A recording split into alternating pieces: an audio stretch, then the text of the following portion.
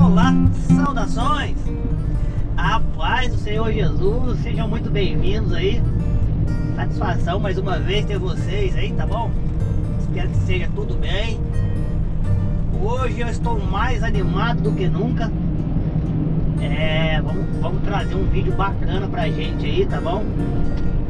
E vou facilitar bastante a sua vida.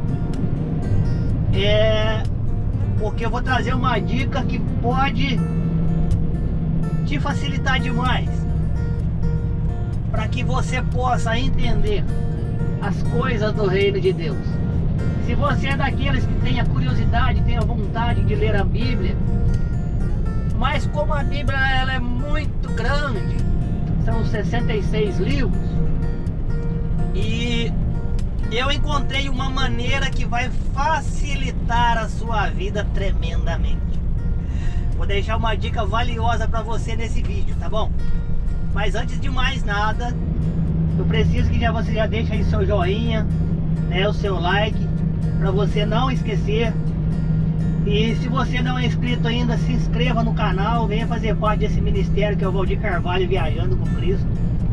Porque eu creio que eu vou trazer alguns vídeos relacionados a esse de hoje. E você vai gostar, e eu quero que você receba as notificações dos vídeos, tá bom? E não saia daí que eu vou rodar a vinheta, é rapidinho.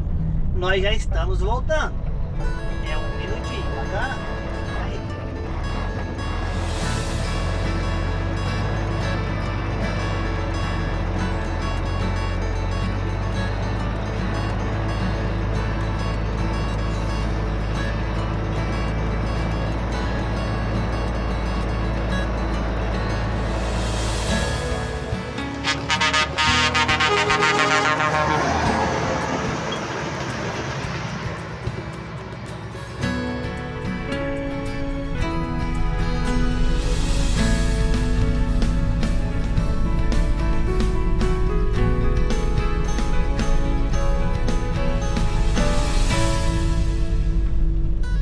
Olá, voltamos.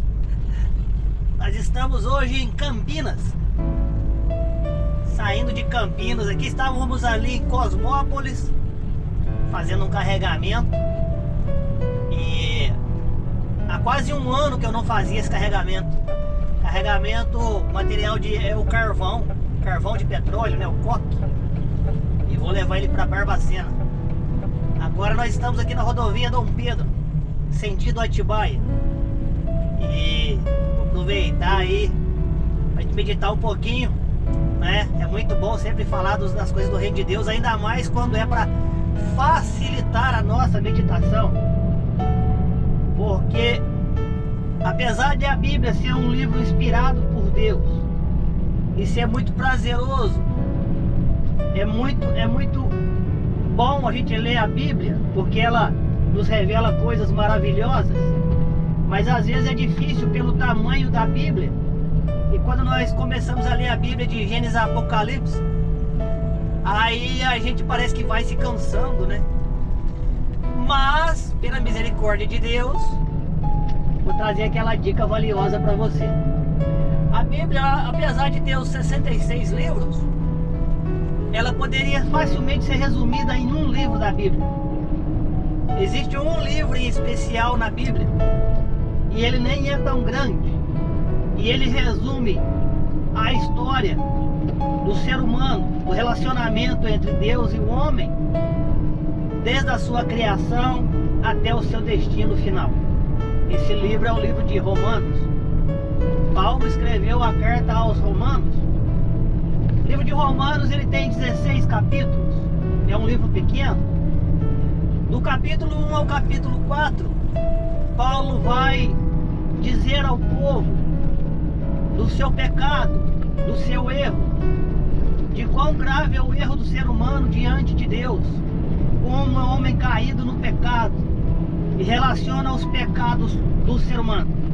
Mas é um livro tão atual que, se você ler o capítulo 1 de Romanos, você vai parecer que está lendo uma carta que foi escrita hoje, porque ele relaciona os pecados da humanidade que são muito atuais nos nossos dias. Então eu já começo convidando você a ler o capítulo 1, apenas um capítulo de livro de Romanos, porque você vai entender o quão essa carta foi inspirada por Deus para os nossos dias. Mas enfim, como eu estava dizendo, é uma carta de 16 capítulos. Do capítulo 1 ao capítulo 4 vai falar da degradação humana, da queda do ser humano, da sua devassidão. Do capítulo 4 ao capítulo 8, Paulo vem nos explicar a respeito da regeneração do ser humano através de Cristo. Do que Cristo fez, o que Deus fez para a restauração do homem, porque o homem estava caído, destinado à morte pelo pecado. O homem escravo do pecado, e o salário do pecado é a morte. Então o homem é escravo e destinado à morte, e morte no sentido espiritual e físico. E aí do capítulo 8 ao capítulo 16, ou seja, metade do livro, ele vem explicando as benesses de quem é um convertido. Mas isso aí vai ser tema para o próximo vídeo. Mas enfim, eu farei resumidamente aqui agora alguns trechinhos, alguns versículos, para nós entendermos como é que Paulo começa dizendo da queda do ser humano, como o ser humano é caído e por que ele fez isso, de forma muito resumida. É lógico que nesse vídeo não vai ter como, senão o vídeo vai ficar comprido. E aí, olha só como Deus, ele se revela para o ser humano. Está lá no versículo de número 20, capítulo 1, versículo 20. Vai dizer que o homem não tem desculpa se ele disser que ele não conhece a Deus. Se dizer assim, ninguém nunca pregou para mim, nunca me instruíram, eu não tenho conhecimento, então eu não tenho culpa. No capítulo 1, versículo 20, Paulo vem dizendo que na criação, ou seja, em toda a criação, em tudo que nós vemos no mundo, está manifesta ali a obra de Deus, e Deus se revela na sua criação. Como é que nós poderíamos olhar para o céu infinito, para as coisas impressionantes, como uma semente cai na terra, morre, ela nasce, floresce, gera uma árvore que gera frutos, que gera semente? Ou seja, são várias situações onde nós entendemos claramente que se não fosse Deus, se não fosse um milagre, seria impossível que fosse apenas um acaso. Então Paulo vai dizendo no versículo 20 que toda a criação dá testemunho de Deus, e que todo ser humano, ele não tem desculpa se ele disser que ele não conhece a Deus. No versículo 23 diz que trocaram a glória de Deus e fizeram para si imagens para adorar. Não adoram Deus, mas adoram imagens. Fizeram imagens de homens, semelhança de homens. Fizeram também imagens de animais, imagens de coisas que há aqui na terra, para se prostrarem diante das imagens. Isso está no versículo 23. Já no versículo 25 fica um pouco pior ainda, porque lá está escrito que trocaram a glória de Deus, o Deus Todo-Poderoso, o Deus Criador, o Deus imortal, o infinito, o Deus eterno, Todo-Poderoso, e adoraram mais a criatura do que o próprio Deus. Como é que alguém pode adorar uma coisa que foi criada por Deus, que é finita, e não adorar o Deus Criador de todas as coisas? Isso está no 25. E aí, eu quero que nós meditamos um pouquinho, só para ter uma ideia do quão grave é isso. Se nós formos no livro do Gênesis, capítulo 1, versículo 26, lá está escrito, quando Deus criou o Deus disse assim: façamos o homem à nossa imagem e semelhança. E Deus criou o homem do pó da terra e formou o homem do pó da terra. E depois também está escrito que soprou em suas narinas e o homem tornou-se alma vivente. Deus cria um homem à imagem e semelhança de Deus.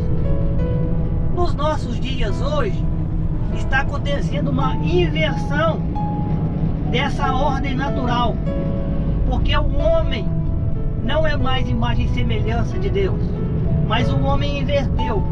Está acontecendo uma divinização do homem, o homem se torna divino, um ser supremo, e estão humanizando Deus, para que haja uma igualdade, uma equiparação, para que o homem não seja tão pecador e Deus não seja tão santo.